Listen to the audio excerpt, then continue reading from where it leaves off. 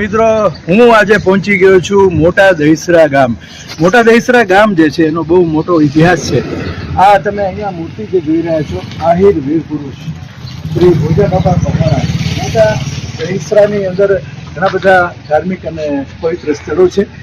આ મૂર્તિનું અનાવરણ સંવંત 2073ના રોજ ચૈત્ર વદ અમાસ તારીખે 26/4/17 બુધવારે થયું. અને આ પ્રતિમાના દાતા છે શ્રી બાબુભાઈ વિજલભાઈ મકવાણા, દાનાભાઈ વિજલભાઈ મકવાણા, નારાયણભાઈ વિજલભાઈ મકવાણા, શ્રી રમેશભાઈ વિજલભાઈ મકવાણા, ગામ નેસડા, હાલ રાજકોટ, તથા મકવાણા પરિવાર. મિત્રો, આ ગામનો ખૂબ જ મોટો અને મહાન ઇતિહાસ છે. ભોજાબાપા મકવાણા આહિર કુળનું ગૌરવ છે. મોટા દહીસરા ગામ એક કહેવત છે કે સૌરાષ્ટ્રની અંદર પહેલા આહિરોનું આગમન આ ગામથી થયેલું હતું.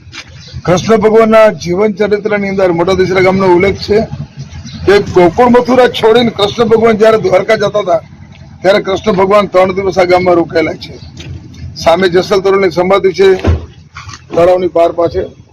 આ ભોજાબાપા મકવાણા કે જે આહિરનો આશરો વખણાય એવી કહેવત છે ને, એ આપણી સામે સાર્થક છે કે ભાઈ રાજાના દુશ્મનોને અહીંયા હાંચવા હતા. હા, અને પોતે 13 દુને 26 આણી ખાધી, પણ તો દુશ્મનને આશરાથી વિકુટા નતા. જય દ્વારકા.